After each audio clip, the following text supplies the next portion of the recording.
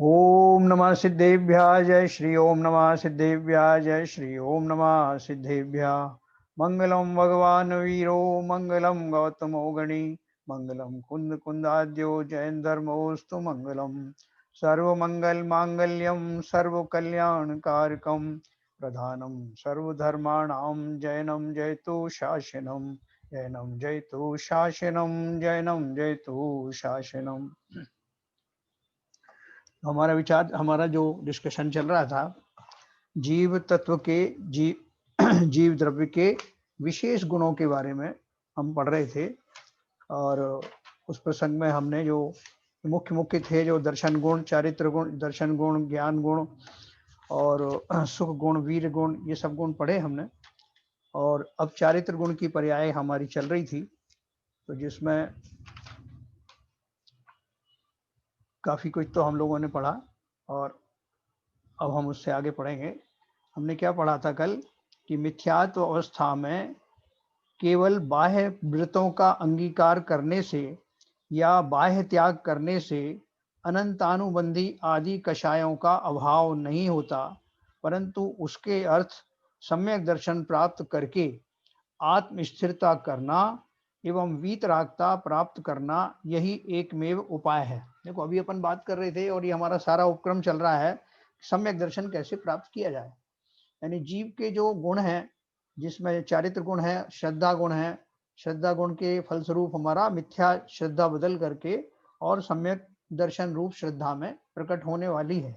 तो उसके लिए इन्होंने क्या बताया, थोड़ा एक लाइन में उन्होंने समझाया कि मिथ्यात्व अवस्था में, जो हमारी अवस्था भी चल रही है, उस अवस्था में केवल बाह्य व्रतों का अंगीकार करने से या बाह्य त्याग करने से, जैसे हमें अभी मिथ्या दशा है, किसी ने कह दिया सम्यक प्राप्त करना कैसे करना है, तो हमने फटाफट कोई व्रत धारण कर ली, कुछ नियम धारण कर लिए इसी अवस्था में। तो वो बोल रहे हैं बाह्य त्याग करने से अनंतानुबंधी आदि कषायों का अभाव नहीं होता।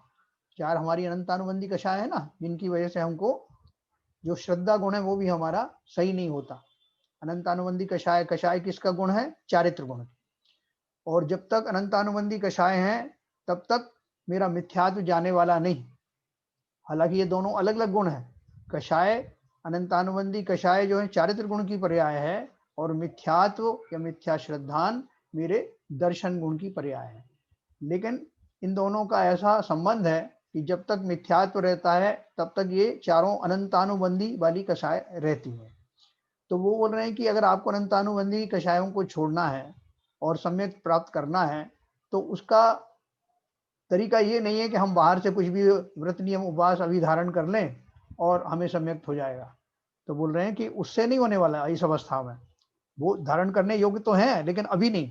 वो किस अवस्था में धारण करना है, उस रूप में। तो ये बोल रहे हैं उसके लिए सम्यक दर्शन प्राप्त करके आत्म स्थिरता करना एवं वीतरागता प्राप्त करना, यही एकमेव उपाय है। हमारे वो जो व्रत और नियम उपवास वगैरह हैं, वो सब की आवश्यकता तो पड़ेगी, लेकिन कब पड़ेगी? जब मैं अपने आप को जानूं, पहले सम्यक दर्शन प्रकट करूं, और तब उनको जब मैं प्रकट करूंगा तब मेरे लिए बहुत विशेष कार्यकारी होंगे। देखो, कल जैसे बाबूजी कह रहे थे ना कि हमारा चिंतन क्या चल रहा है कि हम चारों अनुयोग बराबर पढ़ रहे हैं, किसी को एक को नहीं पढ़ रहे हैं कि हम खाली द्रव्यान योग ही पढ़े या करणान योग ही पढ़े या प्रथमान योग ही पढ़े या चरणान योग ही पढ़े। हम बिल्कुल सिस्टमेटिकली चारों ही अनुयोग का बराबर समन्वय लेकर के चल रहे हैं। तो ये जो हम जो बीच बीच में चरणान योग भी आता है, हमारे ये व्रत नियम संयम, जैसे उस दिन सीवी जन साहब बता रहे थे कि वर्तमान में जब तक सम्यक दर्शन नहीं हो जाता तब तक मैं व्रत नियम संयम धारूं तो अवश्य, लेकिन ये उम्मीद ना करूं कि ये मेरे जो है वो सीधे मुक्ति के कारण बन जाएंगे, क्योंकि अभी उसमें कचास है ना, वो मिथ्या वाले हैं अभी। लेकिन उनका पालन इसलिए अवश्य करना है कि मेरे जीवन में अनुशासनपना आ जाए और मैं सम्यक दर्शन प्राप्त करने की वो जो सारी जो बेसिक आवश्यकताएं हैं, वांछाएं हैं, वो सब मेरे अंदर प्रकट हो जाए, जिससे मुझे सम्यक दर्शन हो जाए।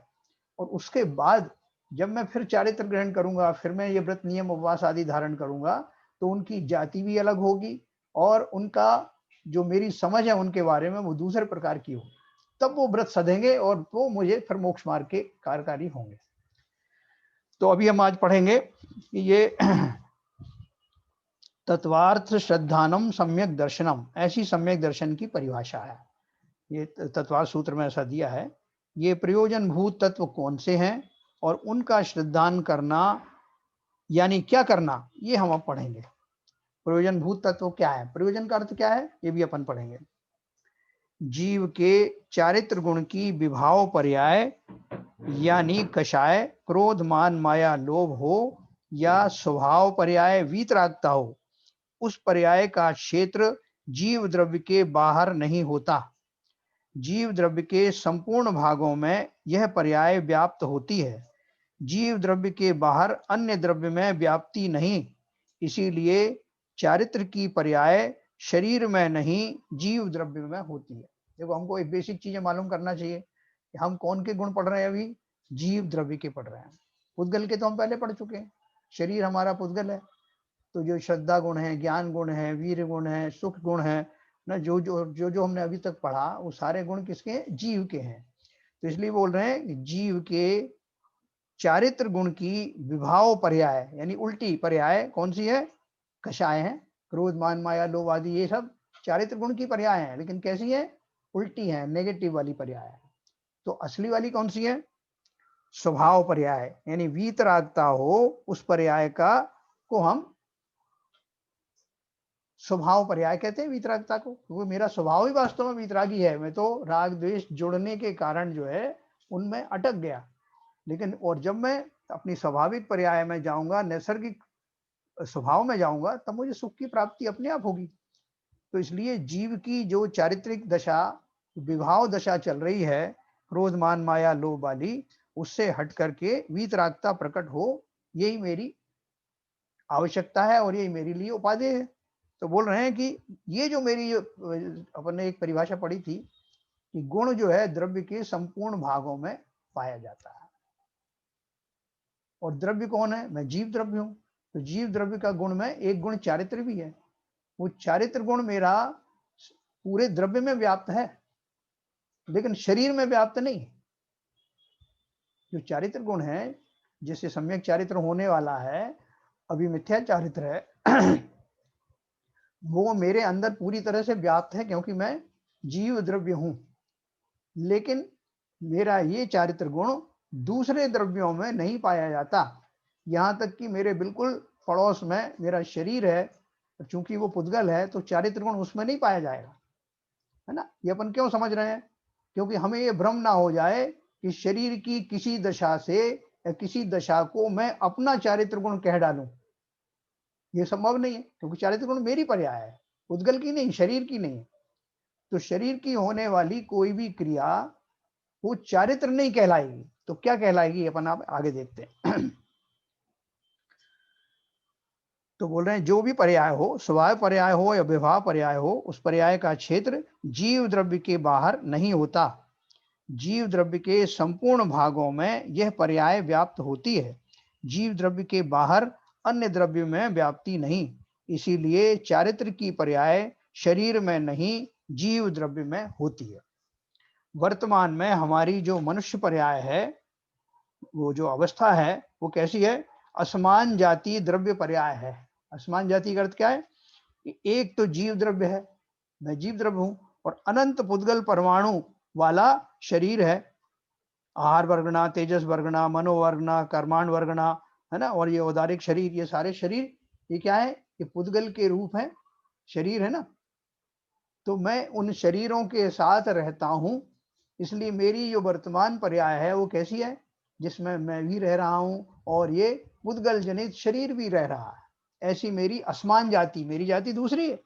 मैं तो चैतन्य ज्ञानमय हूं और ये पुद्गल जड़ है। ये उसका स्वरूप, दोनों मिलकर के हम अभी वर्तमान पर्याय में रहते हैं।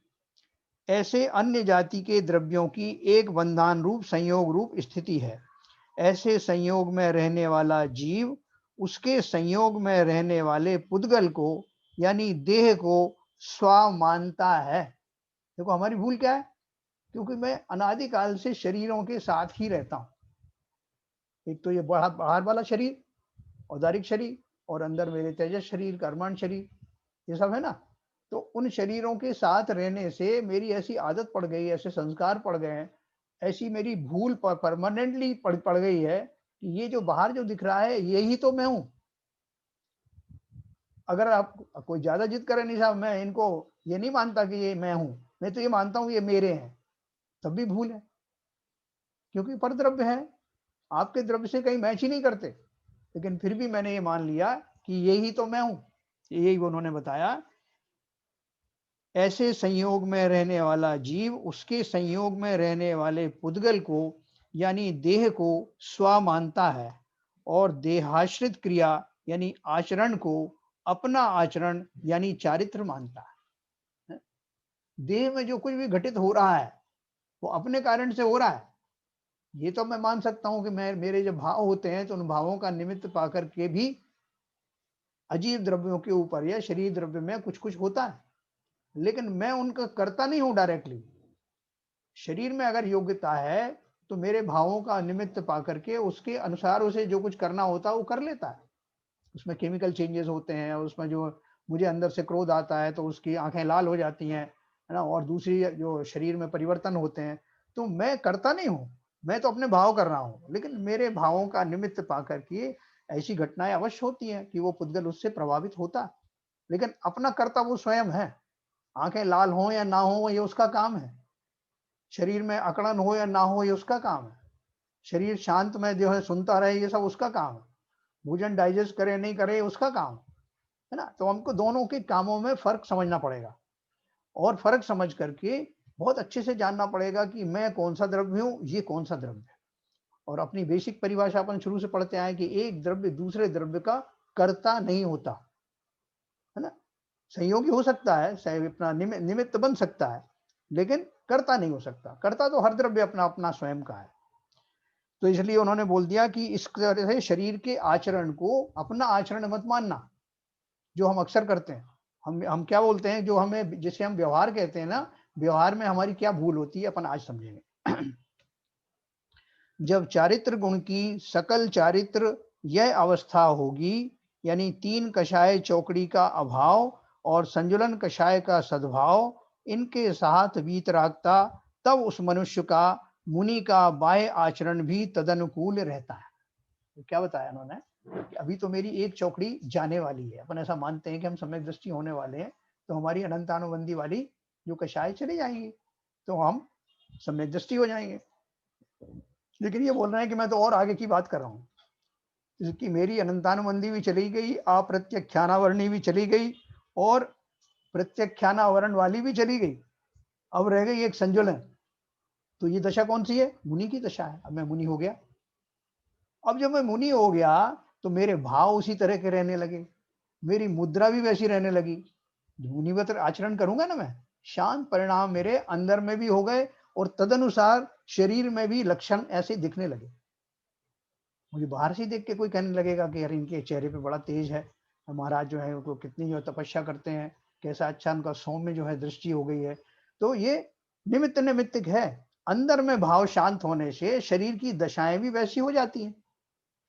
तो लेकिन शरीर की दशा हो जाने पर भी शरीर में नहीं हूं, हमको ये जानना है कि ये निमित्त नैमित्तिक संबंध होते हैं। मैं क्रोध में होता हूं तो शरीर की अवस्थाएं वैसी बनने लगती हैं, जब मैं शांत होता हूं तो शरीर भी वैसा दिखने लगता है। तो दोनों दशाएं एक दूसरे का निमित्त नैमित्तिक तो होती है ना, लेकिन करता किसी का नहीं। तो अभी देखो और आगे पढ़ेंगे। तब उस मनुष्य का यानी मुनि का बाह्य आचरण भी तदनुकूल रहता है। उसका वर्णन चरणान योग के विभिन्न ग्रंथों में श्रावकाचारों में लिखा हुआ है। मुनि मनसम निर्मल नीर है ना, उज्जवल नीर, तो वो सब जो है वो अपने आप ऐसा हो जाता है, भाव जैसे अंदर होते हैं वैसे बाहर आ जाते हैं। शरीर की इन क्रियाओं को उपचार से चारित्र कहा जाता है। देखो अब मेरा जो शरीर की दशा क्या हो गई, शांत हो गया बिल्कुल। जब भी मैं बैठता हूं तो पीछे आदि से मार्जिन करके मेरा शरीर मुझे सहयोग करता है। मेरे भाव आते हैं कि यहाँ आसपास कोई जीव जंतु ना हो, इसलिए इनका मार्जन कर लेना चाहिए। तो उस समय मेरे शरीर के माध्यम में एक पीछी रहती है, वो भी पुद्गल है। मेरे भाव करते ही अगर हाथों में योग्यता है तो वो पीछी से उनका मार्जन कर लेते हैं। कमंडल आदि जो है मेरी शुचिता के लिए रखे हुए हैं, ये सब पौद्गलिक हैं। लेकिन जब जब मैं भाव करता हूं तब तब वो मेरा सहयोग 99% देते हैं। तो मुझे क्या भ्रम हो जाता है कि शरीर की जो दशा है वही मेरा चारित्र है। मैं अपने भावों को तो एक तरफ कर देता हूँ क्योंकि भाव मुझे खुद को ही नहीं दिख रहे, लेकिन शरीर मुझे दिख रहा है, शरीर की क्रियाएं मुझे भी दिख रही हैं, दूसरों को भी दिख रही हैं। तो मुझे ऐसा भ्रम हो जाता है कि ये जो शरीर की जो क्रिया बनी है, अब वो क्यों बनी है उसके पीछे का कारण हम गोपनीय कर देते हैं, लुप्त कर देते हैं। हम बाहरी लक्षण देख करके बताने लगते हैं कि ये मेरा जो शरीर वर्तमान में जिस दशा में है, यही मेरा चारित्र है।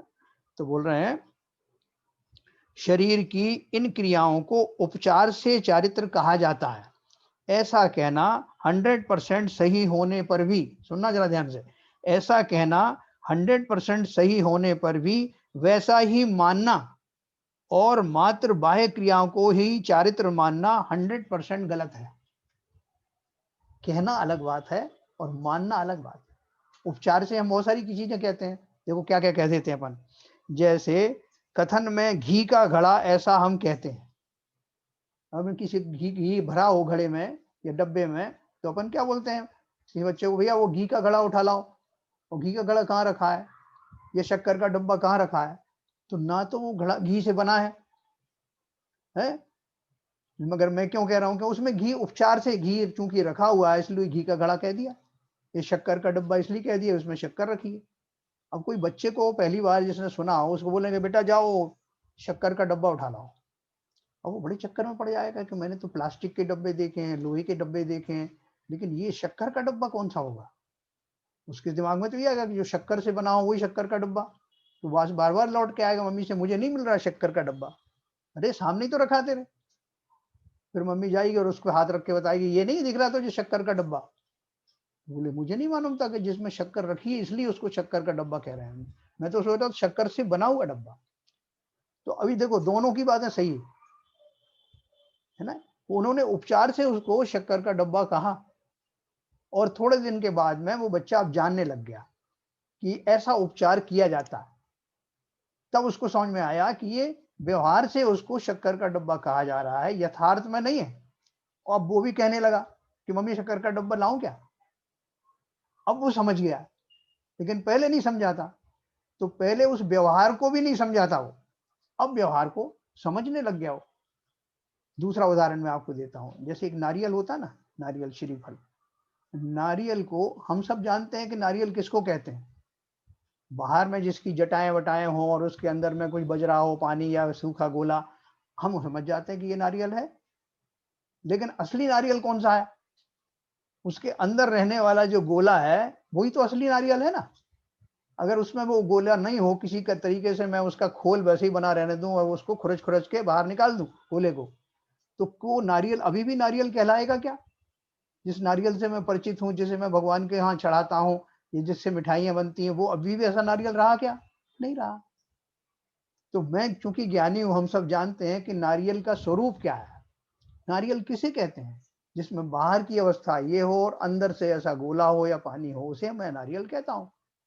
तो अब मुझे क्या समझ में आ गया, उसका निश्चय भी समझ में आ गया और बाहर से बाहर आचरण यानी व्यवहार भी समझ में आ गया कि व्यवहार से जो नारियल कह रहा हूं वो इसलिए ही कह रहा हूं कि इसमें असली नारियल मौजूद है, वरना तो ये व्यवहार से भी नारियल नहीं है ना।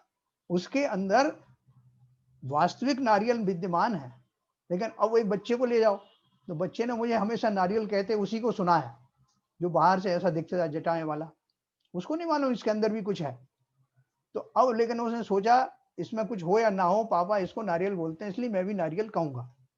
अभी समझने की कोशिश करना, मैं जो उसे व्यवहार से नारियल कह रहा हूं, किस दृष्टि से कह रहा हूं, और बच्चा व्यवहार से नारियल कह रहा है, वो भी कह रहा है नारियल, लेकिन उसकी दृष्टि क्या है? दोनों में फर्क है ना, दोनों व्यवहारों में भी फर्क हो गया। इसका अर्थ क्या है कि मैं जो नारियल उसको व्यवहार से कह रहा हूं, वो ये जान रहा है कि निश्चय से नारियल कौन सा है। इसलिए उस अवस्था को मैं, इसलिए बहुत सारे लोग क्या कहते हैं, बहुत से लोग बोलते हैं कि जिसे निश्चय की समझ है उसी का व्यवहार भी सही है। है? वैसे तो हम क्या कहते हैं, भैया व्यवहार करते करते निश्चय हो जाएगा, ठीक है ना। वो अपनी जगह पर सही है, वो भी मैं बताऊंगा कैसे सही है। लेकिन बहुत सारे ज्ञानी यही कहते हैं कि वास्तव में व्यवहार धर्म को समझने वाला वही है जिसने निश्चय को समझा है। अब देखो मैं और आगे बात बढ़ाता हूँ। देव शास्त्र गुरु की हम पूजन करते हैं। इसमें ये आता है कि सम्यक दर्शन की जो अवस्था है उसमें एक तो बताया कि स्वयं आत्मा को आत्म तत्व के रूप में जानना, पहचानना, उसमें श्रद्धान करना, ये सम्यक दर्शन है। और दूसरा लक्षण भी बताया कि भैया देवशास्त्र गुरु का श्रद्धान, तत्वों का श्रद्धान करना, ये व्यवहार सम्यक दर्शन है। तो वो व्यवहार सम्यक दर्शन, निश्चित सम्यक दर्शन में क्या फर्क पड़ गया? और हम ये भी कहते हैं कि व्यवहार करते करते निश्चित तक पहुंचना है, इसलिए वो साधन है। तो बराबर है। कैसे साधन है? क्योंकि मुझे अपनी आत्मा दिखाई नहीं देती है ना। आत्मा ऐसी चीज तो है ना कि टेबल पर रख दो और सब देख लो आकर के, तो नहीं दिखाई देती। तो आचार्यों ने कहा कि एक काम करो, जी अपने जो नेन्द्र देव है ना, इनको सब कुछ है, इनको सम्यक दर्शन भी है, सम्यक ज्ञान भी है, सम्यक चारित्र भी है। तो इनके स्वरूप को समझ लो। अगर तुम इनके स्वरूप को समझ लिए तो तुम्हें अपनी आत्मा को समझने में आसानी हो जाएगी। जैसे मैं अपना चेहरा अपने आप नहीं देख सकता, दर्पण में जाकर देखता हूं तो दिखाई दे जाता। इसी तरह से उन ज्ञानियों को, उन देव शास्त्र गुरु की सच्ची श्रद्धा करना। सच्ची श्रद्धा करने का अर्थ ये नहीं कि मैं गया उनकी प्रतिमा गया, हाथ जोड़ लिया, अर्घ चढ़ा दिया तो सच्ची श्रद्धा हो गई, नहीं। वो कैसे भगवान बने, उनमें कौन कौन से गुण जो है पल्लवित हुए, गुण कैसे किसे कहते हैं, कैसे उन्होंने उस मार्ग को अपनाया, क्या कुछ किया होगा, कैसे कषाएं अपनी छोड़ी, ये सब उनका स्वरूप जानना। ये स्वरूप जानना और स्वयं का नहीं जानना, स्वयं का भी जानूंगा, तो पर का स्वरूप जानना जो मुझे सहायक होने वाला है। जहां पर शब्द आ गया वो सब व्यवहार है। जानना तो मुझे अपना स्वरूप है, लेकिन अभी समझ नहीं पा रहा हूं, इसलिए मैंने व्यवहार का आश्रय लिया। और व्यवहार किसका लिया? जिन गुणों के कारण वो मेरे आराध्य देव, वो गुरु बने, देव बने, उनको जानना, ये व्यवहार है। अब उसके आगे भी व्यवहार है। देखो कई कई व्यवहार है, व्यवहार के पीछे व्यवहार, उसके पीछे फिर व्यवहार। अब उसके पीछे व्यवहार क्या हुआ कि अब आप मैंने पूछा कि साहब वो उनका देवों के प्रति, देव शास्त्र गुरु के प्रति श्रद्धान कैसे लाएं? आपने बता दिया वो व्यवहार सम्यक दर्शन है, व्यवहार जो है धर्म मार्ग है। तो कैसे लाऊं? तो फिर से आगे व्यवहार बताया कि काम करो, मंदिर जाया करो। मंदिर जाओगे, जिन प्रतिमा के सामने हाथ जोड़ो, उनको नमन करो, उनके प्रति श्रद्धा लाओ, विनय पूर्वक सिर झुकाओ, पूजन आदि करके उनको जो धन्यवाद दो। ये सब करते करते तुम्हारी श्रद्धा बढ़ेगी और तुम्हारी बुद्धि भी ऐसी हो जाएगी कि तुम्हें उनको जानने में सहायता मिलेगी। कि वो जो गुण जानने गए थे ना देवशास्त्र गुरु के, तो कैसे जानूं? तो बताया कि पहले तो उनका धन्यवाद दो, क्योंकि इतना बड़ा जो है हमको रहस्य मालूम होने जा रहा है। तो उनकी पूजन करो, अर्चना करो, उनकी विनय आदि करो, दान आदि करो, श्रावक के आचरण पालन करो, तब तुम्हें वो समझ में आएंगे। तो मैंने ये अभी दूसरे नंबर का व्यवहार चालू कर दिया। अब वो दूसरे नंबर का व्यवहार करते समय जब मैं उनका नमन करता हूं तो मेरे हाथ जुड़ जाते हैं, मेरे अंदर सहज ही भाव आते हैं। किसी को अगर नमन करता हूं, हाथ जुड़ गए। उनको प्रणाम करता हूं मैं अपना संस्कारवश, तो प्रणाम करता हूं तो मेरे पैरों की वो मुद्रा आ जाती है, साष्टांग मुद्रा हो जाती है या अष्टांग मुद्रा हो जाती है। पूजन करता हूं तो मेरे जो है शरीर वैसे ही उसी रूप में आ जाता है कि द्रव्य को उठाता हूं, चढ़ाता हूं। ये सारी मेरी बाह्य मुद्राएं हैं शरीर की, जिन्हें मैंने शरीर को आदेश देना नहीं, क्यों आदेश तो मैं नहीं दे सकता, मैंने भाव किए और फल स्वरूप शरीर ने साथ दिया। शरीर का ऐसा निमित्त बना कि मेरे भावों का आश्रय पा करके शरीर भी हाथ जुड़ गए, शरीर के पैर जुड़ गए, शरीर के पूजन की वेदी पर बैठ गया। ये सारे जो है शरीर के संयोग से तो हुआ, लेकिन शरीर मैं नहीं हूं। ये बार बार ध्यान रखना, ना तो शरीर मैं हूं, ना मैं शरीर को आदेश दे सकता हूं।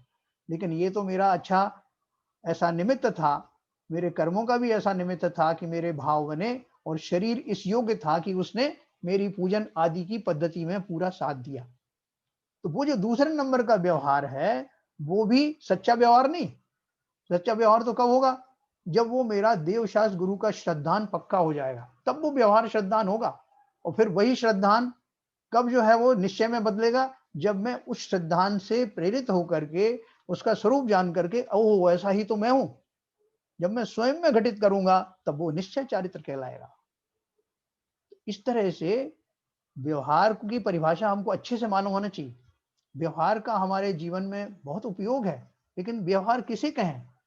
और हम क्या करते हैं कि वो शरीर बैठा हुआ है, उस मुद्रा में बैठा हुआ है मंदिर में, और जो पूजन के अर्घ्य इधर उधर चढ़ा रहा है या पूजन के शब्द मुंह से निकाल रहा है, उसको मैं व्यवहार चारित्र मान लेता हूं या व्यवहार धर्म मान लेता हूं।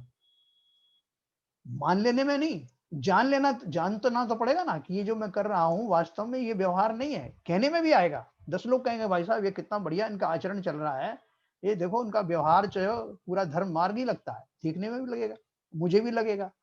लगना बात अलग है, लेकिन जैसे उस बालक के व्यवहार से परिचित होने में और हमारे आपके व्यवहार से परिचित होने में फ़र्क है, उसी प्रकार से ये शरीर की जो बाह्य क्रियाएँ हैं, ये मेरा व्यवहार चारित्र नहीं है। व्यवहार में ऐसा कहने को आता है, व्यवहार का अर्थ क्या है? ऐसा कहा जाता है लेकिन वास्तव में नहीं है, व्यवहार का अर्थ ये है। ऐसा कहा जाता है, जैसे लोक में भी मैंने बताया आपको, शक्कर का डब्बा कह दिया, अपनी पत्नी को बुलाना है तो बच्चे को बोलता है जरा मम्मी को बुलाओ। मम्मी किसकी? बच्चा खड़ा हो जाएगा, मम्मी आपकी मम्मी को बुलाऊं या मेरी मम्मी को, है ना? लेकिन अब वो भी समझने लगा कि जब जब पापा कहते हैं कि मम्मी को बुलाओ तो मेरी मम्मी का ही मतलब होता है।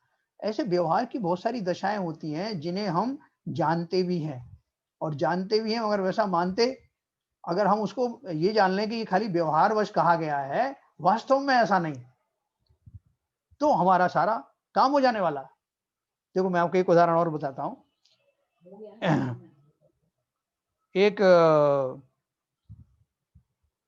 सज्जन ने किसी से पूछा कि भैया ये शेर कैसा होता है? बच्चे ने पूछा कि शेर कैसा होता है पापा? तो वो शेर का स्वरूप जो है उसको बताना था।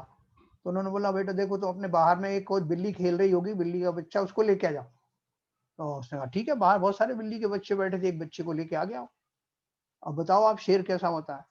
तो उन्होंने बताना शुरू किया कि ये जो बिल्ली है ना, इससे थोड़ी और बिल्ली का इमेजिनेशन करो, खूब बड़ी बिल्ली देखो। अच्छा फिर, और ये समझ लो कि उसका रंग थोड़ा गोल्डन कलर है और उसमें जो है ये धारियां वगैरह भी सब ऐसी हैं, उसके दांत थोड़े बड़े हैं और नाखून भी बड़े हैं। तो वो बच्चा वैसे वैसे इमेजिन करता रहा और वो काफी दिन तक तो यही समझता रहा कि यही जो है शेर है, क्योंकि पापा ने कहा कि इससे थोड़ा सा बड़ा। अब वो बच्चा भी धीरे धीरे बड़ा होने लगा और एक दिन ऐसा हो गया कि उधर कहीं सर्कस में या कहीं वो शेर आया एक, तो पापा उसे दिखाने लगा। उन्होंने कहा बेटा देखो ये है वो शेर, और उसने उससे मिलान किया उस बिल्ली से, और उसका भ्रम दूर होगा कि नहीं होगा? तुरंत दूर हो गया कि पापा ने जो कहा था इसको शेर ऐसा होता है, वो शेर ऐसा होता नहीं है, इस जैसा मान करके मैं उस शेर की इमेजिनेशन कर रहा था। अब उसको विश्वास हो गया कि शेर वास्तव में कैसा है और मुझे समझाने के लिए बिल्ली दिखाई गई थी। अब उसने बिल्ली को छोड़ दिया। तो लोगों ने पूछा भाई साहब वो तुम्हारा जब छोटे थे तुम, तुम्हारा पास एक शेर था, वो कहाँ है? शेर कहाँ था? वो था ना शेर। बोले वो तो बिल्ली थी। तो पापा ने समझाने के लिए बताया था कि शेर है। अब उसको बिल्कुल समझ में आ गया कि ये बिल्ली जो थी वास्तव में शेर नहीं थी, लेकिन शेर तक पहुंचने के लिए, शेर का स्वरूप समझाने के लिए इस बिल्ली को ऐसा बताया गया था।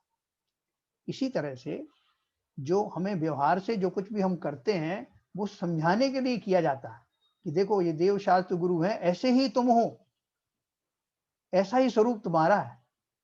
और ये जो क्रियाएं हम कर रहे हैं, उस अवस्था का ज्ञान करने के लिए, उन देवशास्त्र गुरु को पहचानने के लिए जो मैं भाव करता हूँ, शरीर उनका सहायक होने के कारण उन क्रियाओं में, उस अवस्था में, उस मुद्रा में दिखाई देता है। वास्तव में ये व्यवहार नंबर 2 है, ऐसा समझना, तो हमें सब क्लियर हो जाएगा। पर किसी भी दशा में शरीर की क्रिया मेरा व्यवहार धर्म नहीं है।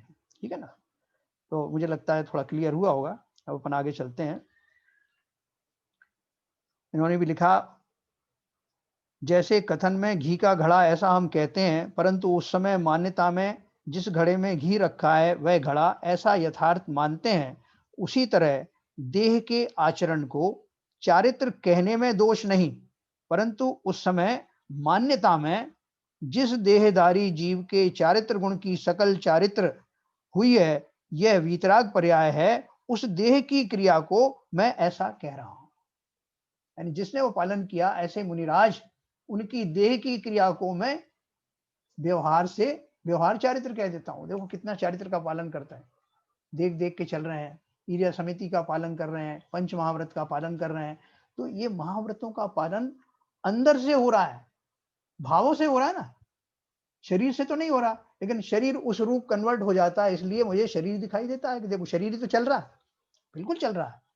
लेकिन उस जीव के अंदर के जब तक वैसे भाव ना होंगे, उन महाव्रतों के पालन करने के उस योग्य भाव नहीं होंगे, अहिंसा महाव्रत आदि जब तक मन में नहीं होंगे, उनका स्वरूप समझ में नहीं आएगा, तब तक वो शरीर की दशाएं कैसे होंगी? तो वो शरीर की दशा तो होंगी, लेकिन शरीर की दशाएं वो चारित्र का स्वरूप नहीं है, क्योंकि चारित्र मुझे करना है, जीव को करना है, शरीर की अवस्थाओं को नहीं करना है। लेकिन हम व्यवहार से ऐसा कह देते हैं और कहने में कुछ हर्ज नहीं, लेकिन अंदर से समझना चाहिए कि वास्तव में व्यवहार धर्म का पालन करने वाला कौन है। इतनी बात है। वस्तु व्यवस्था अर्थात तत्वों का सत्य स्वरूप न जानने से जीव पर पदार्थों को अथवा संयोगों को इष्ट अथवा अनिष्ट मानता है। जो पदार्थ इष्ट भाषित होते हैं, उनके प्रति अनुराग उत्पन्न होने से उन पदार्थों को प्राप्त करने की चेष्टा करता है, और जो पदार्थ अनिष्ट भाषित होते हैं, उनके प्रति द्वेष उत्पन्न होने से उन पदार्थों को दूर करने की इच्छा होती है, तब वैसी चेष्टा करता है। इससे ज्ञात होता है कि पर पदार्थ या संयोग राग द्वेष के कारण नहीं होते, परंतु मिथ्यात्व यानी खोटी मान्यता यही कषायों का कारण है, जिसे अतत्व श्रद्धान भी कहते हैं। तत्वों के संबंध में विपरीत श्रद्धा, विपरीत ज्ञान एवं तदनुसार होने वाला विपरीत आचरण, इसी को मिथ्या दर्शन, मिथ्या ज्ञान और मिथ्या चारित्र कहते हैं। अनादि से चला आ रहा यह मिथ्यात्व सहज ही यानी उपजते ही यानी निसर्गज है। जैसे मैंने कल आपको बताया ना कि हम जब से हैं तब से ये हमारा अग्रहित मिथ्यात्व हमारे साथ चल रहा है, इसे किसी ने दिया नहीं, हम लेके घूम रहे हैं इसको, तो इसे इसीलिए अग्रहित कहा। तथा कुदेव कुगुरु कुशास्त्र के उपदेश से नया ग्रहण किया हुआ मिथ्यात्व ग्रहित मिथ्यात्व है ना। जो मैं लेके आया था वो तो लाई, अब मैंने और क्या कर दिया कि मुझे इस भाव में, इस पर्याय में बहुत सारे कुदेव कुगुरु कुशास्त्र मिल गए, जिनसे मैं और भी ज्यादा अंधा हो गया, पागल हो गया। जैसे बोलते हैं कि पहले से दारू पिए हुए था कोई आदमी और उसको मोह मदिरा और पिला दी थोड़ी, तो क्या होगा उसका। ऐसे ही अग्रहित मिथ्यात्व तो था ही, हमको ग्रहित मिथ्यात्व और आने के कारण हम बिल्कुल विमूढ़ हो गए। अन्य पशु पक्षियों को तो केवल अग्रहित मिथ्यात्व है, वो तो किसी को गुरु के पास जाते नहीं, पशु पक्षी, उनके पास तो अग्रहित मिथ्यात्व चल रहा है। परंतु मानव जाति ने यहाँ भी अपना वर्चस्व दिखा दिया। अग्रहित मिथ्यात्व तो था ही, ऊपर से ग्रहित मिथ्यात्व को अंगीकार करके वह तीव्र मिथ्यात्वी हो गया। आज भी हम बहुत सारे लोगों को मानते हैं ऐसे, जो अपने कुदेवों को मानते हैं, कुदेवियों को मानते हैं, उनसे अपने प्रयोजन की सिद्धि मानते हैं। इससे हमारा भ्रम है। सत्य बात यह है कि इस मानव जीवन में करने लायक एक ही बात है, सम्यक दर्शन की प्राप्ति एवं वीतरागता की वृद्धि। प्रत्येक जैन शास्त्र में इसी का उपदेश दिया है। कोई भी शास्त्र उठा लो, तो हमारे यहाँ तो ये कहा है कि अगर कोई शास्त्र वीतरागता का पोषक ना हो तो वो पढ़ने योग्य नहीं। हमारे तो प्रतिमानी योग के ग्रंथ भी इसलिए लिखे जाते हैं, कहानियां का आपको मन बहलाने के लिए थोड़ी, कि उनको इस तरह से लिखा जाता है कि उनके जो वीतरागता प्राप्त करने के जो गुण हैं, उनका उनमें वर्णन कहानी के माध्यम से आता है। इसलिए हम वो चारों अनुयोग पढ़ते हैं। एक भी शास्त्र में या कोई भी शास्त्रकार अगर ऐसी बात करे जिसमें वीतरागता का पोषण ना हो, रागादि का पोषण हो, तो पढ़ने योग्य नहीं। ये उसकी सीधी सीधी परीक्षा है। श्रावकाचार ग्रंथों में भी सर्वप्रथम सम्यक दर्शन अधिकार है। तत्वार सूत्र में पढ़ो, सबसे पहले कोई भी ग्रंथ उठाओ, सबसे पहले सम्यक दर्शन सम्यक ज्ञान की चर्चा। श्रावकाचार ग्रंथों में भी सर्वप्रथम सम्यक दर्शन अधिकार है, क्योंकि श्रावक का सर्वप्रथम कर्तव्य सम्यक दर्शन प्राप्त करना यही होता है। सम्यक दर्शन, सम्यक ज्ञान और सम्यक चारित्र को ही धर्म अर्थात मोक्ष मार्ग कहते हैं। आचार्य उमा स्वामी ने तत्वार सूत्र ग्रंथ में सर्वप्रथम बताया है, सम्यक दर्शन ज्ञान चारित्राणी मोक्ष मार्ग है। और दूसरा लिखा है तत्वार श्रद्धानम सम्यक दर्शनम। सम्यक दर्शन की परिभाषा है तत्व का श्रद्धान होना, सात तत्वों का सही श्रद्धान होना, वो सम्यक दर्शन। और इन तीनों की युक्ति किसकी, सम्यक दर्शन ज्ञान चारित्राणी मोक्ष मार्ग, ये तीनों मिलकर के मोक्ष मार्ग बन जाते हैं। तत्वों के श्रद्धान को सम्यक दर्शन कहते हैं। तथा आचार्य समंत भद्र रत्नकरण शाब्काचार में लिखते हैं, सदृष्टि ज्ञान वृत्तानि धर्मम धर्मेश्वराः विदु तथा श्रद्धानम परमार्थानाम आप्त आगम तपोभृताम, सच्चे देव गुरु शास्त्र के श्रद्धान को सम्यक दर्शन कहते हैं। देखो ये व्यवहार सम्यक दर्शन भी ऐसा नहीं कि खाली कहने के लिए है। मैं उन परम देव शास्त्र गुरु को की जो वास्तव में वंदनीय हैं, जिनके अंदर ये गुण प्रकट हुए हैं, जब मैं उनके गुण जानने जाता हूं तो वो कोई ऐसा जो मिथ्या आरोप नहीं है, तो उनमें वो गुण है ही। लेकिन फर्क सिर्फ इतना हो गया कि जब मैं अपनी आत्मा के अतिरिक्त किसी और आत्मा के गुणों के बारे में जानता हूं, उनके बारे में ध्यान करता हूं, अध्ययन करता हूं, तो चूंकि मैं वो पर है इसलिए उसको मैं व्यवहार कहता हूं। लेकिन वो वैसा व्यवहार नहीं है घी के डब्बे वाला, ये तो असली व्यवहार है। और हम व्यवहाराभास को व्यवहार मानते हैं। देखो अभी और जगह जगह अपन पढ़ेंगे इसको। तो हमें कदाचित भ्रम होगा कि तत्वों के श्रद्धान रूप सम्यक दर्शन करना चाहिए, कि सच्चे देव शास्त्र गुरु के श्रद्धान रूप सम्यक दर्शन है। बोल रहे हैं कि कई कई जगह दो बातें आती हैं। कोई तो बोलता है कि 7 तत्वों का सच्चा स्वरूप श्रद्धान रखना सम्यक दर्शन है, और कहीं कहीं कोई बोलता है देव शास्त्र गुरु का श्रद्धान सम्यक दर्शन है। तो किसी ने प्रश्न किया कि दोनों में से सही कौन सा है ना, तो क्या बोल रहे हैं, दोनों एक ही तो बात है, दोनों एक ही तो बात है। क्योंकि देव शास्त्र गुरु, देव कौन है, देव वो जो अरहंत है, तो वो अरहंत का स्वरूप जानते ही हमको समझ में आ जाएगा कि ये जो मैं कह रहा हूं जो तत्व कौन से हैं, जीव तत्व है ना, और जीव तत्व सबसे पहला है, उसके बाद में अजीव तत्व है, फिर अभी आगे आगे आएगा कैसे ये 7 तत्व मिल करके और सच्चे देव शास्त्र गुरु का श्रद्धान बन जाते हैं। इसमें सबसे पहले आवश्यक नियम तो यह है कि ये तत्व अरिहंतों ने जिनेंद्रों ने बताए हुए तत्व ही होना जरूरी है। 7 तत्व की कोई बात करे ना तो एक नक्की कर लेना कि कौन से तत्व हैं, क्या इनको जिनेंद्र देव ने बताया वही तत्व है, क्योंकि अन्य मतियों में भी उनके अपने तत्व हैं और वे भी हम आपको मुक्ति दिलाते हैं ऐसा दावा करते हैं। उनके 5 तत्व हैं, पंचभूत है, अपना वायु है, अग्नि है, ये सब है ना। अभी देखो अपन वहां गए थे ना ओंकारेश्वर, सिद्धवर कूट गए थे, तो हम में से कुछ लोग, काफी लोग जो है ओंकारेश्वर भी चले गए। बाबूजी नहीं गए थे, वहीं बैठे थे चट्टान पे। और वहां जाकर के वो जो वहां घूम रहे थे पंडे, वो पंडे एक एक को फूल और वो पकड़ा रहे थे बहुतों, और वो कह रहे थे साहब हम आपको सीधा बैकुंठ धाम ले जाएंगे, बैकुंठ की यात्रा करा देंगे, इतना इतना पैसा दे दो हमको, सीधा हम आपको बैकुंठ द्वार में प्रविष्टि दिला देंगे। और एक दो हमारे बीच में फंस भी गए थे, मैंने उनके हाथ में देखा वो सब वो बेल पत्री और वो सब लेकर के वो भटक रहे थे। मैं खाली देखने गया था और मैंने उनको हाथ से पकड़ के लाया, मैंने ये क्या कर रहे हो, बोलो साहब हमारी उनकी बात हो गई है साहब, वो 500 रुपए में वो तैयार हो गए। मैंने कहा चलो, वहां बोलते वो बाबा बैठा है अपना चट्टान पे इंतजार कर रहा है तुम्हारा, पकड़ के लाया उनको, ये सच्ची घटना है। तो इस तरह की जो है ना, हम लोगों को जब तक मालूम नहीं हो, बहुत सारे बाबा बैरागी हमको तत्वों की बात बताने लगते हैं, तो हमें बहुत केयरफुल रहने का है कि सच्चे तत्व कौन से। तो हम आपको मुक्ति दिलाते हैं ऐसा दावा करते हैं। मोक्ष मार्ग प्रकाशक ग्रंथ में विविध मत समीक्षा नामक 5वां अध्याय पढ़ने से सब धर्मों के बारे में चर्चा की, कौन से धर्म में क्या बताया है। मोक्ष मार्ग प्रकाशक ग्रंथ में उसके 5वें अध्याय में विस्तार से जीवनी धर्म, मुस्लिम धर्म, वैष्णव धर्म सबके बारे में बताया। 6 डाला में कहा है, ताते जिनवर कथित तत्व अभ्यास करीजे। ये प्रयोजन भूत 7 तत्व हैं, मुझे पता है। अब ये प्रयोजन यानी क्या है, प्रयोजन तत्व का अर्थ क्या होता है, वे 7 ही क्यों हैं और उनके नाम क्या हैं, ये अपन पढ़ेंगे। इससे पहले मैं आपको अनम्यूट करूंगा, आपके कोई प्रश्न हो तो आप बताएं। हाँ सर बोलिए, किसी को कुछ शंका हो तो बस पूछ सकते हैं। सबको समझ में आया ये अपना कैसे जो व्यवहार धर्म किसे कहते हैं और निश्चय धर्म किसे कहते हैं, कौन एक दूसरे के कैसे पूरक हैं। ये व्यवहार चरित्र के बारे में थोड़ा बताइए सर। देखो और भी किसी को प्रश्न है व्यवहार के बारे में।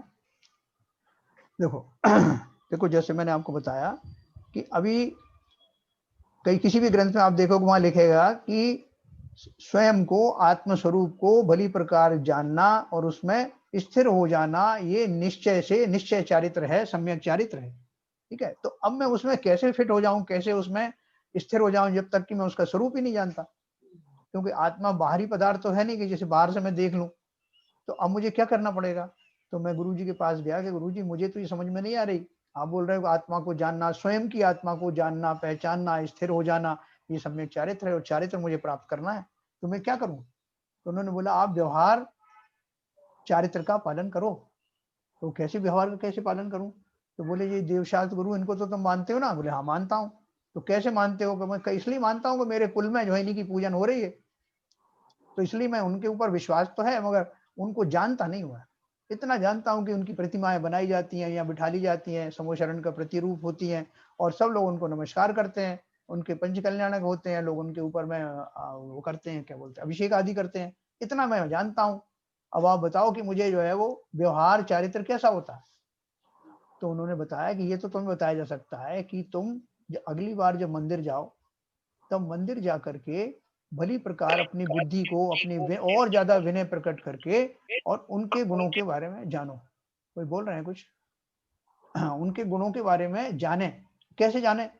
बोले एक काम करो, या तो किसी मुनिराज के या किसी ज्ञानी के उपदेश सुनो, या अगर आपको खुद की इतनी सामर्थ्य है तो जो अपने जितने ग्रंथ हैं, जैन ग्रंथ आदि, उनमें सब स्वरूप लिखा है, उनको पढ़ करके उनके बारे में जानो कि उन्होंने सम्यक कैसे प्राप्त किया था, सम्यक की परिभाषा क्या है, ज्ञान गुण क्या होता है, जीव कैसा होता है, ये सब पढ़ो। तो पढ़ते ही आपको ये समझ में जाएगा कि ये इतने गुणों की खान, ये सर्वज्ञ जिनकी प्रतिमा सामने देख रहा हूं, वो ऐसे हैं, इनका स्वरूप ऐसा है, मेरे भगवंत ऐसे हुए करते हैं, और जैसे ये हैं वैसे ही सारे गुण मेरे अंदर हैं, जैसे इन्होंने गुणों को डेवलप किया है वैसा ही मैं भी कर सकता हूं। तो जब तक मैं उनके गुणों को जानने में, उनकी प्रशंसा करने में, उनके प्रति विनयवान होने में और उन गुणों को अपने अंदर में लाने के लिए अपनी भूमिकाएं बनाता हूं, तब तक वो मेरा व्यवहार चारित्र है। और जैसे ही उसको समझ करके भली भांति अब मैं मुनि हो गया, मुनि होकर के मैंने उनको आत्मचिंतन करना शुरू कर दिया, ध्यान आदि करने शुरू कर दिए, तब अंदर में कैसी स्थिति बनती है, उस दशा का नाम निश्चय या सम्यक चारित्र है।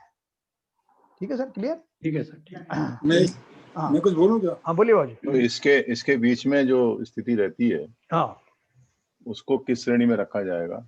जब वो इस प्रोसेस में है, हाँ हाँ हाँ सम्यक छात्र को ग्रहण करने के और पाने के प्रोसेस में है, जी, तो उस वो तो जब तक उसको निश्चय चारित्र नहीं रहता, तो मेरे ख्याल से वो व्यवहार चारित्र ही चालू रहेगा, उसकी इंटेंसिटी चेंज होती रहेगी मेरे ख्याल। हाँ देखो मैंने अभी आपको बताया व्यवहार चारित्र भी क्या होता है, कि अगर मैंने वास्तव में व्यवहार का भी दूसरे नंबर का व्यवहार मैंने आपको बताया, जो हमारी स्थिति है अभी, हमारी स्थिति क्या है, हम उन देव शास्त्र रूप का सच्चा स्वरूप समझने की कोशिश तो कर रहे हैं, लेकिन अभी समझ थोड़ी पाए हैं। अभी हाँ। समझ, जब तक मैं समझ नहीं पाया हूं तब तक मुझे व्यवहार चारित्र भी नहीं प्रकट नहीं हुआ।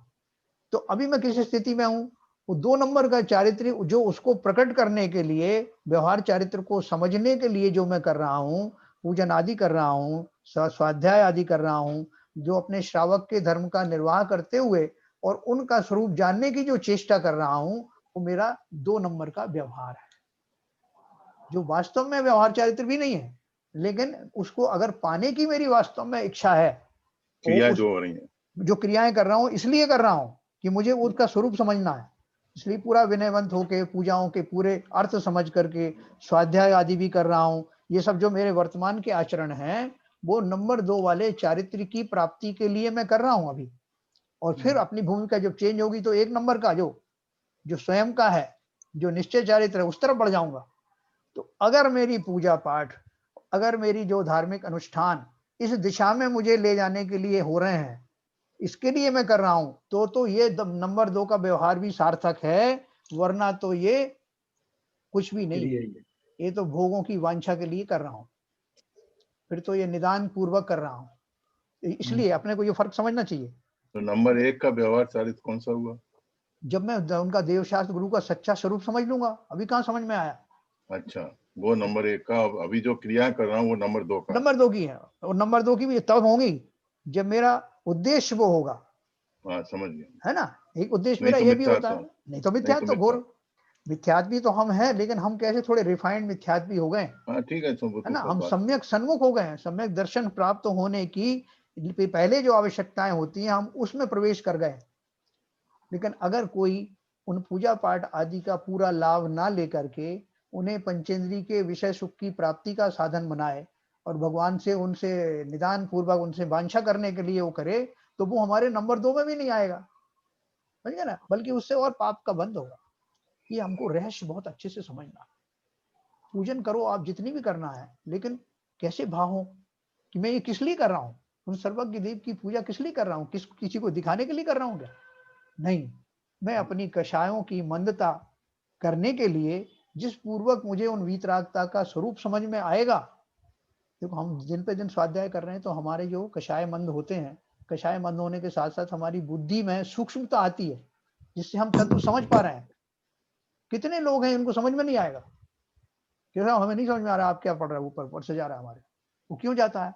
क्योंकि या तो हमारे कुछ कर्मों का ऐसा उदय है, ज्ञानावर्णी दर्शनावर्णी कर्म का उदय है, या हम पूरी रुचि पूर्वक उसमें उपयोग नहीं लगा पा रहे हैं। लेकिन हमारे भाव अगर अच्छे हैं तो एक ना एक दिन हम जरूर इस पे आ जाएंगे, 2 नंबर पे आएंगे, फिर 1 नंबर पे आएंगे। लेकिन इनका फर्क बहुत जरूर महसूस करना।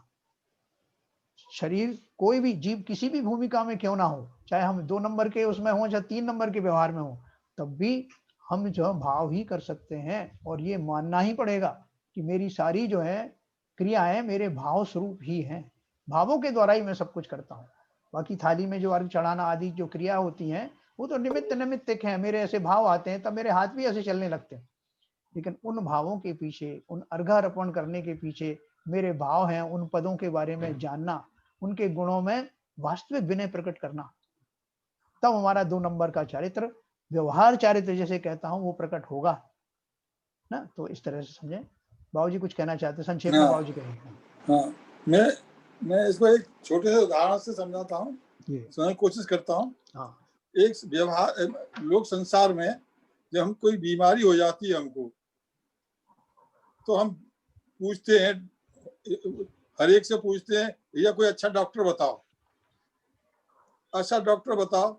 बहुत कोशिश करते हैं, हर एक के पास जाते हैं कि कोई डॉक्टर बताओ। कोई तो क्या होता है कि कोई डॉक्टर बताता है, कोई हमको ये बता दो कि ये डॉक्टर अच्छा है, ये डॉक्टर अच्छा है, ये डॉक्टर अच्छा है, इस पे चले जाओ, इस पे चले जाओ। लेकिन हम भ्रमित रहते हैं कि कोई ऐसा कौन सा है जो हमको सही कर दे।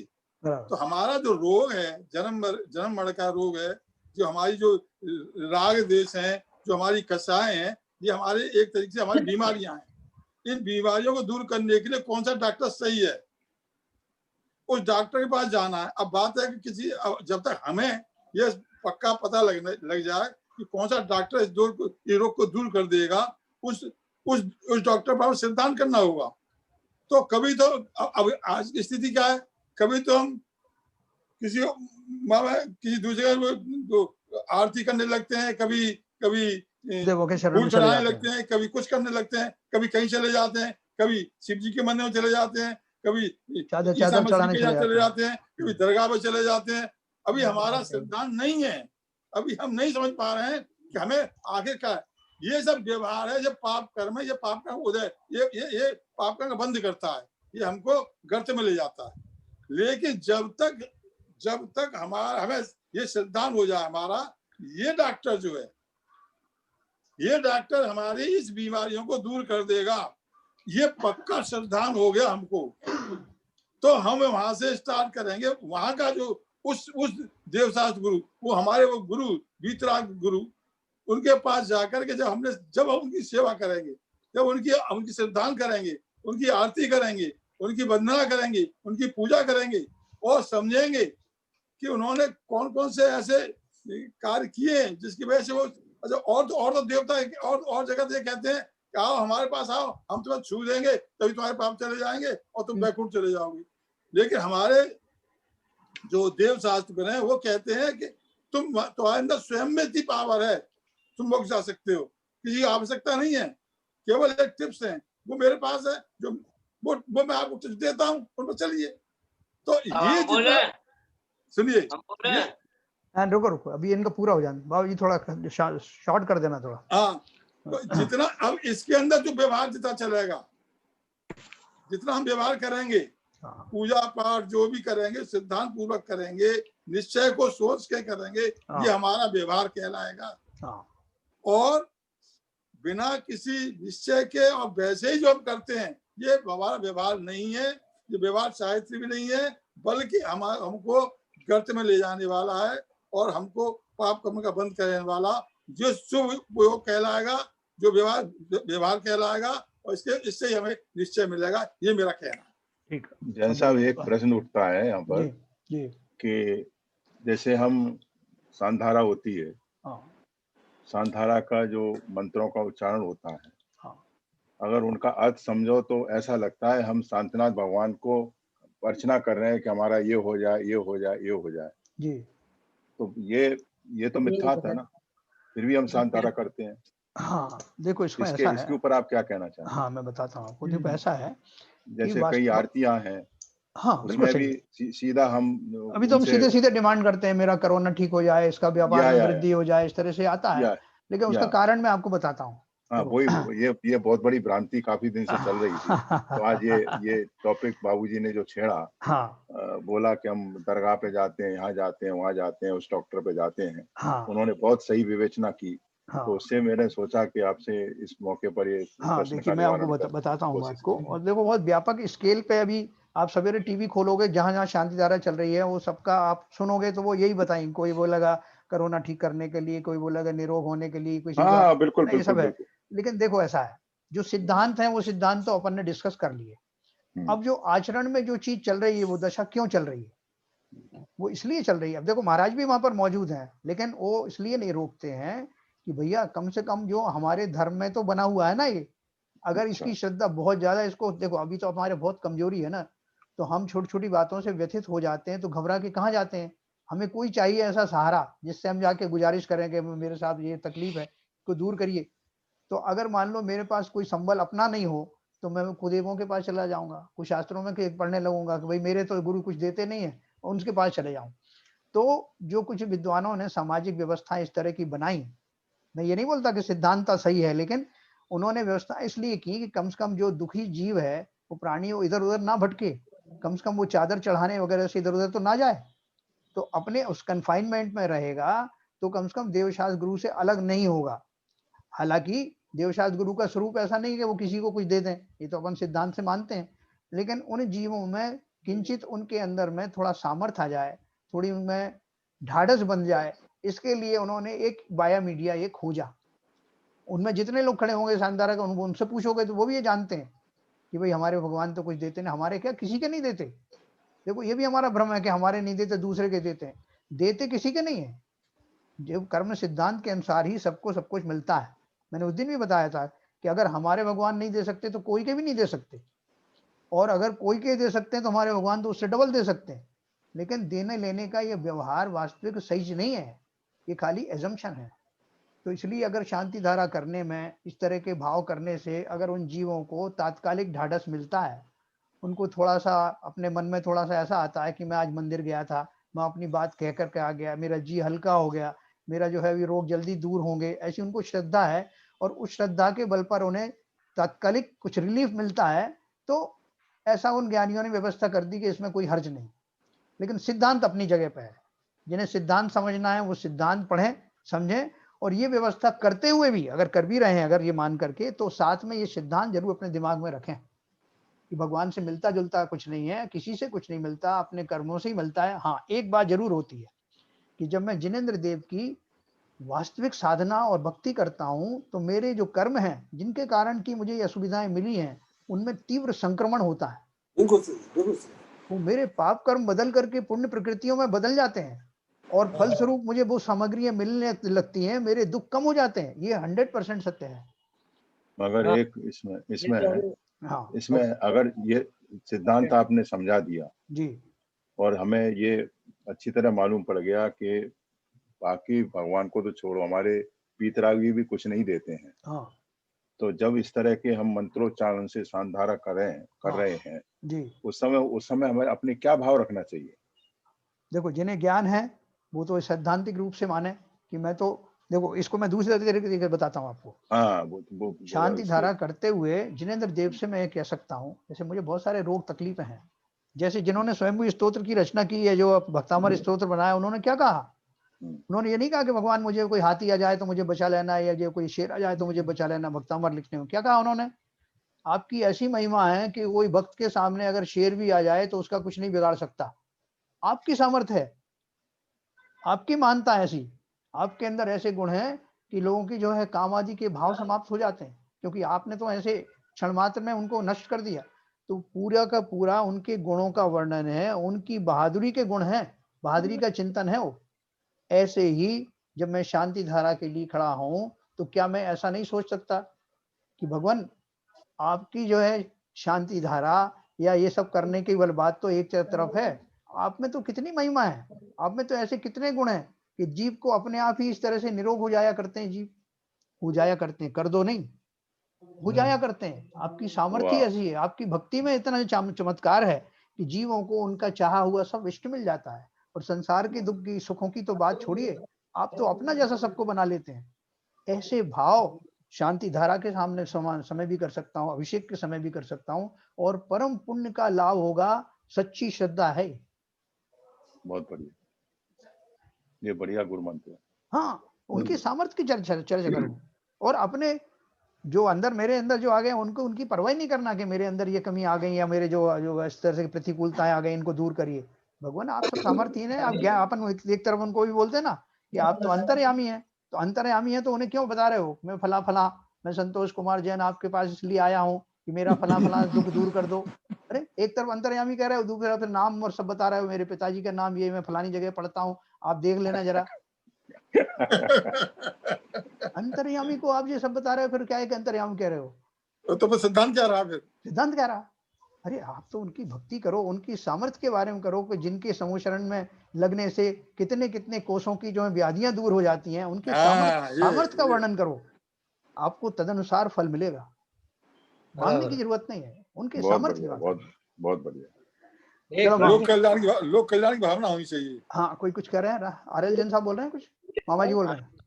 हम ये कह रहे थे, ये सब बातें जो चल रही है ना, हाँ बोलिए। कौन क्या कर रहा है इनके तरफ ध्यान न देकर आचार्य श्री ने कहा है कि you can live as you like, you can live as you like, life is a boat flowing through thoughts. बस बस बस सही बात। हाँ मामा जी कुछ कह रहे हैं? कौन क्या कर रहा है ये मत देखो, आप क्या कर रहे हैं अपन देखो, ये everything depend on our thoughts. बिल्कुल बिल्कुल बिल्कुल। हाँ बोलिए मामा जी। हाँ। जैसे क्या आपने बताया सम्यक दर्शन, ज्ञान, चारित्र, तीनों की एक रूपता का नाम ही आगे मोक्ष मार्ग। तो अब इसमें से अपन एक भी चीज कम होती है तो आपका दर्शन सम्यक रहा क्या? अगर कमी रही तो? बिल्कुल नहीं रही, बिल्कुल नहीं। तीनों की एकता होगी, तो एक साथ ही एक साथ होना चाहिए ये चारित्र। मामा जी सम्यक दर्शन और ज्ञान तो एक साथ होता है, शास्त्रों में सब ऐसे ही लिखा है, लेकिन चारित्र गुण जो है धीरे धीरे बढ़ता है। चारित्र गुण इसलिए तो 14 गुण स्थान बनाए ना। वीतरागता हमारी एक दिन में नहीं आती, लेकिन हमारी जो बुद्धि है एक दिन में पलट सकती है। जिसको अब तक मैं जो अपना मित्र मानता था और पलट करके एकदम आज से कोई मेरा सिद्धांत ऐसा समझ में आ जाए कि आदमी मेरा शत्रु है, तो 1 सेकंड लगेगा मैं उसको शत्रु मानने लगूंगा, है ना। लेकिन अगर मुझे वो कोई काम करना है धीरे धीरे करके, मेरे अंदर में वीतरागता एक दिन में नहीं आ जाएगी। जो चारित्र है, तो चारित्र में समय लगता है, ज्ञान और दर्शन तो जल्दी हो जाते हैं, एक साथ होते हैं। ठीक है सर, ठीक है। कई भव लग जाते हैं मामा जी, कई भव लग जाते हैं शास्त्र बनने में। एक जन्म नहीं, कई जन्म लग जाते हैं। तो कल अपन इसी को थोड़ा और आगे पढ़ेंगे। मेरे हिसाब से ये थोड़ा इंटरेस्टिंग सब्जेक्ट है, और भी पढ़ेंगे कि हमारी जो भूल कहाँ हो रही है। और मार्ग 2 नहीं है, मार्ग एक ही है ना। अपन जो 2 तरह से उसको कहने में आता है, ये अपन बात करेंगे। ऐसा नहीं है कि आप तो चले जाना निश्चय वाले मार्ग से, मैं चले जाऊंगा व्यवहार मार्ग से। फिर वहां मिलेंगे अपन सिद्धालय में। अब समय कब निकल गया, आज पता ही नहीं पड़ा। नहीं, अभी इंसान बताया ना कि निश्चय करके ही व्यवहार करोगे तो व्यवहार में माना जाएगा, नहीं तो व्यवहार भी नहीं है। निश्चय को पहले मानना पड़ेगा। लक्ष्य तो हमारा रखना पड़ेगा, लक्ष्य रहेगा। मोक्ष का लक्ष्य बढ़िया सी जो है आत्मा को मान करके ही अगर आप पूजा करोगे, भाव करोगे, तो ही आपकी जो पूजा फल है वो उपयोगी है। अदरवाइज तो वो पूजा पाठ मंदिरों में जाना करना ये सभी व्यर्थ हैं, यदि आपका उद्देश्य आपका सही गोल सही नहीं है तो। बराबर, बिल्कुल सही। कल अपन इसकी और चर्चा करेंगे, अच्छा टॉपिक है। तो मामा जी जिनवाणी स्तुति पढ़ेंगे।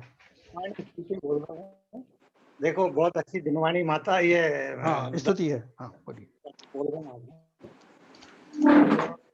वाणी माता दर्शन की बलिहारियां, सरस्वती माता दर्शन की बलिहार, प्रथम देव अरहंत मनाऊं, गणधर जी न ध्याऊं, उन्द कुंद आचार्य हमारे, उनको शीश नवाऊं, ये जिनवाणी माता दर्शन की बलि, योन लाख 84 माही, भटक भटक दुख पायो, ऐसी महिमा सुनकर माता शरण तिहारी आयो, ये जिनवाणी माता दर्शन की बलिहारी, जो जिय तारो शरणो लीनो, अष्ट कर्म क्षय कीनो, जामन मरण मेट कर माता, मोक्ष महापद दीनो, ये जिनवाणी माता दर्शन की बलिहारी, हाड़े सावक गरज करत है, हे जिनवाणी माता, वाद सांग 14 पूरब की, कर दो हमको ज्ञाता, ये जिनवाणी माता दर्शन की बलिहारी, हे जिनवाणी भारती तो ये जब दिन रैन, जो तेरी शरणा गए सो पावे सुख चैन रे माता, जिनवाणी दर्शन की बलिहारी, देव गजो अरहंत को गुरु सेवा निर्गम, दया धर्म पालो सदा, यही मोक्ष का पंथ, जिनवाणी माता।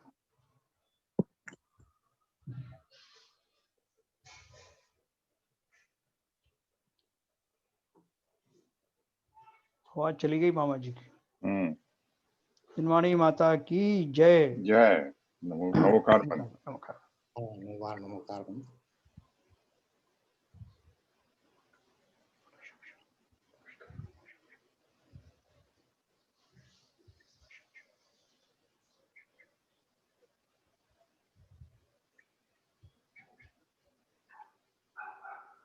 जय जिनेन साहब, जय जिनेन। जय जिनेन, जय जिनेन, जय जिनेन, जय जिनेन। जय जिनेन साहब, सब कुछ जय जिनेन, जय जिनेन साहब।